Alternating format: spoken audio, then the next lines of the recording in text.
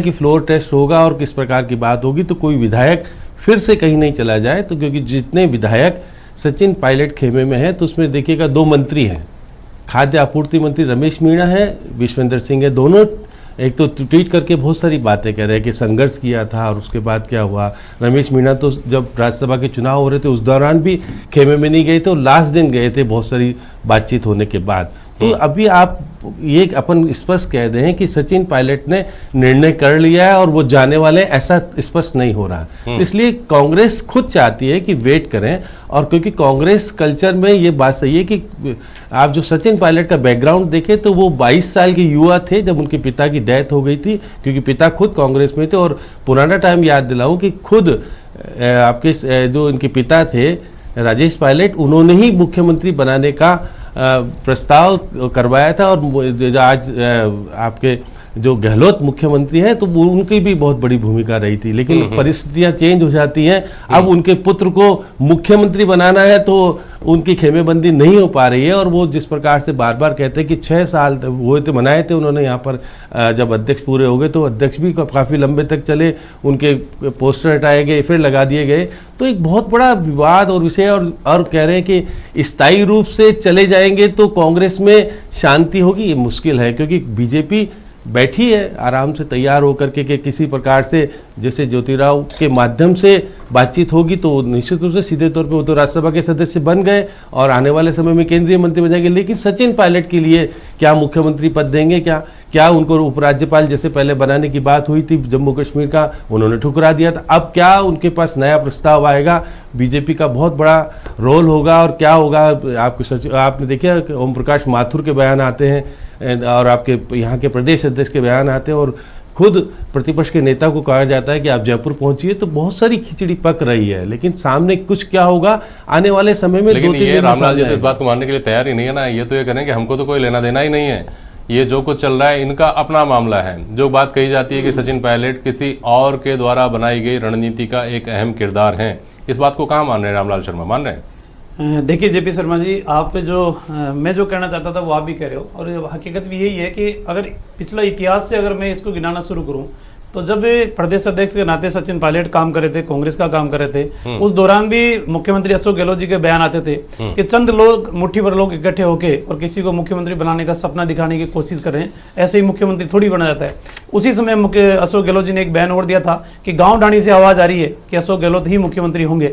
तो ये बयान उस समय से इनके आपस के दरार, या जिसको मैं कहता हूं कि तालमेल का अभाव, उसी समय से चल रहा है। मुख्यमंत्री का जब फैसला हुआ तब भी इनके सहमति के आधार पर नहीं हुआ, वो भी दिल्ली जाके इनका निर्णय हुआ। तो इनके आपसी झगड़े की वजह जो बनी हुई है, जो एक समाज के अंदर संतुलन है कि हकदार व्यक्ति को, या जिसको मैं कहता हूं कि हकदार को सम्मान मिले और गुनहगार को सजा मिले, तो समाज में संतुलन बना रहता है। लेकिन जब हकदार को कोई सम्मान नहीं दे रहा तो इनकी अंदरूनी लड़ाई जो छिड़ी हुई है, इनका फैसला तो ये खुद ही बैठ के तय करें तो ज्यादा बढ़िया है। मैं तो इतना कहूंगा कि इनकी आपसी लड़ाई का खामियाजा राजस्थान की जनता भुगत रही है। और इस दौर के अंदर जिस समय कोरोना जैसी वैश्विक बीमारी का पूरा देश ही नहीं पूरा विश्व इसकी सामना कर रहा है, इस दौरान कम से कम इनको घर के झगड़े बैठ के निपटा के और जनता के हितों को ध्यान में रखे, जो पानी की समस्या है, बिजली की समस्या है और अन्य जो चिकित्सा की जो समस्या है, उन मुद्दों के आधार के ऊपर सरकार को काम करना चाहिए। बाकी कहीं कोई दूर दूर तक लेना देना ही नहीं है आपका इस सारे घटनाक्रम से।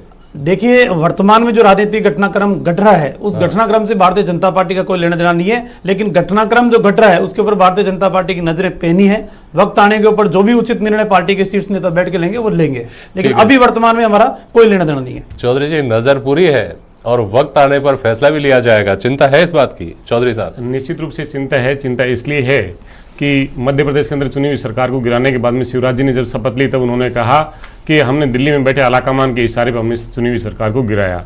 यहाँ पे भी सजगता है। इन्होंने जो चौथा प्रत्याशी राज्यसभा के चुनाव में अंतिम समय पे उतारा और उसके बाद में वसुंधरा जी कहीं नजर नहीं आ रहे थे, और जब वहां पे होटल पे जब उनका प्रशिक्षण के नाम पे ये बाड़ाबंदी कर रहे थे तब वसुंधरा जी आए और उन्होंने कहा क्या दिक्कत है, भाजपा की एक सीट जीतनी है और वो एक सीट जीतेगी।